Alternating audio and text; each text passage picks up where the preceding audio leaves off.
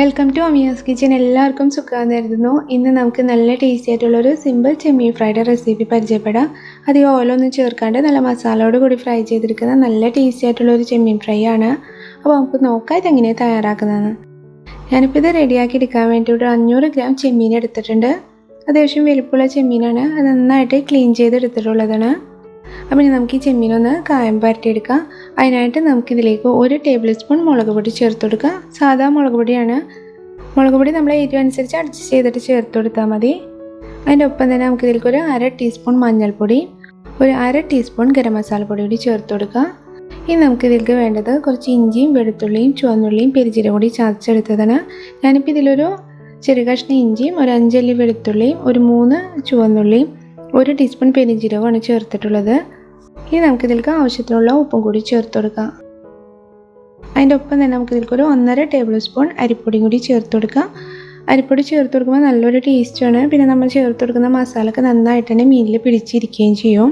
ഇനി നമുക്കിതിലേക്ക് ഒരു 2 ടേബിൾ സ്പൂൺ വിനീഗർ കൂടി ചേർത്ത് കൊടുക്കണം. ഇനി നമുക്ക് നന്നായിട്ട് ഈ മസാല എല്ലാം ഈ ചെമ്മീനിലൊന്ന് തേച്ച് പിടിപ്പിക്കാം.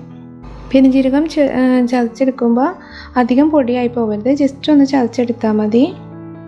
ഞാൻ ഈ മസാല നന്നായിട്ട് തന്നെ ചെമ്മീനിൽ മിക്സ് ചെയ്തെടുത്തിട്ടുണ്ട്. ഇനി നമുക്കിതിലേക്ക് ഒരു 1 ടേബിൾ സ്പൂൺ വെളിച്ചെണ്ണ കൂടി ചേർത്തായിട്ട് നന്നായിട്ട് ഇതൊന്ന് മിക്സ് ചെയ്ത് കൊടുക്കാം.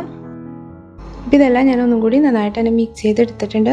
ഇപ്പോൾ നമ്മുടെ ചെമ്മീൻ കായം പരട്ടി റെഡി ആയിട്ടുണ്ട്. ഇനി ഇതിലേക്ക് ഒരു 1-2 ഇൻഗ്രീഡിയൻസും കൂടി നമുക്ക് ചേർത്ത് കൊടുക്കാണ്ട് അത് ഫ്രൈ ചെയ്യുമ്പോൾ ചേർത്ത് കൊടുക്കാനുള്ളതാണ്. അപ്പോൾ നമുക്കിതൊന്ന് കുറച്ച് സമയം ഒന്ന് റെസ്റ്റ് ചെയ്യാൻ വെക്കാം. ഒരു അരമണിക്കൂർ ഇത് റെസ്റ്റ് ചെയ്യാൻ വെക്കാം. അതിനുശേഷം നമുക്കിത് ഫ്രൈ ചെയ്തെടുത്താൽ മതി.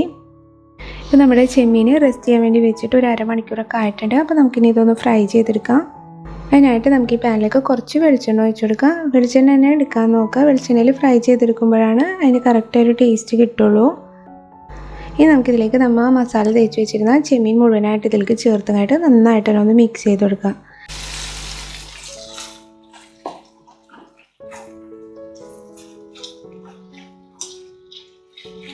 ഇനി നമുക്കിതൊന്ന് അടച്ച് മൂടിങ്ങായിട്ട് ഒരു 10 മിനിറ്റ് നന്നായിട്ട് തന്നെ ഒന്ന് കുക്ക് ചെയ്തെടുക്കണം. ഒരു മീഡിയം ഫ്ലെയിമിലിട്ടിട്ട് കുക്ക് ചെയ്തെടുത്താൽ മതി.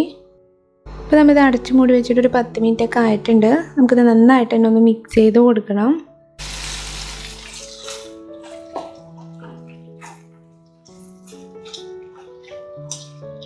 പിന്നെ നമ്മുടെ ചാനൽ ആദ്യമായിട്ടാണ് കാണുന്നുണ്ടെങ്കിൽ വീഡിയോ ഇഷ്ടപ്പെട്ടാൽ സബ്സ്ക്രൈബ് ചെയ്യാൻ മറക്കരുത്. പിന്നെ അതിൻ്റെ തൊട്ടടുത്തുള്ള ബെല്ലൈക്കൺ കൂടി ഒന്ന് പ്രസ് ചെയ്തിട്ട് അതിൽ ഓൾ എന്ന ഓപ്ഷൻ കൂടി ഒന്ന് ക്ലിക്ക് ചെയ്യുക. എന്നാലേ നമ്മളിടുന്ന റെസിപ്പീസിൻ്റെ നോട്ടിഫിക്കേഷൻ കറക്റ്റായിട്ട് കിട്ടും. ഇനി നമുക്കിതിലേക്ക് ഒരു 1 ടേബിൾ സ്പൂൺ നല്ല ചൂടുള്ള വെള്ളം കൂടി ചേർത്തിട്ട് ഒന്നും കൂടി നന്നായിട്ടൊന്ന് മിക്സ് ചെയ്ത് കൊടുക്കാം.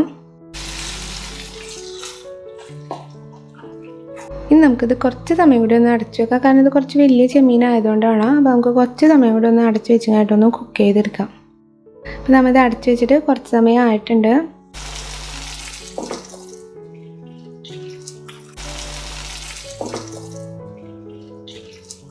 ഇപ്പോൾ മസാലയൊക്കെ ചെറുതായിട്ടൊന്ന് മൊരിഞ്ഞു തുടങ്ങിയിട്ടുണ്ട്. അപ്പോൾ ഈ ഒരു സ്റ്റേജിൽ നമുക്കിതിലേക്ക് ഒരു 2 തണ്ട് വേപ്പിൻ്റെ ഇല ചേർത്ത് കൊടുക്കാം. അതിൻ്റെ ഒപ്പം തന്നെ നമുക്കിതിലേക്ക് ഒരു 3 ടേബിൾ സ്പൂൺ നാളികേരം കൂടി ചേർത്ത് കൊടുക്കാം. നാളികേരത്തിൻ്റെ അളവ് കൂടണ്ട.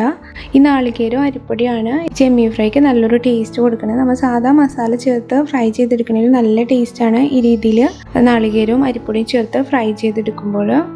ഇനി നാളികേരവും ഈ മസാലയൊക്കെ നന്നായിട്ടൊന്ന് മൊരിഞ്ഞ് ഈ ചെമ്മീൻ നന്നായിട്ടൊന്ന് വെന്ത് വരണ വരെ നമുക്കിത് കുറച്ച് സമയം ഒന്ന് തുറന്ന് വെച്ചിട്ട് നന്നായിട്ട് തന്നെ ഒന്ന് കുക്ക് ചെയ്തെടുക്കാം. ഇടയ്ക്കൊന്ന് ഇളക്കി കൊടുക്കുകയും വേണം. ഇപ്പം നമ്മുടെ ചെമ്മീനൊക്കെ നന്നായിട്ട് വേവായിട്ട് മസാലയും നാളികേരമൊക്കെ നന്നായിട്ട് തന്നെ മൊരിഞ്ഞ് വന്നിട്ടുണ്ട്. ഇപ്പം നമ്മുടെ ചെമ്മീൻ ഫ്രൈ റെഡി ആയിട്ടുണ്ട്. അപ്പം ഇനി നമുക്ക് തീ ഓഫ് ചെയ്യാം.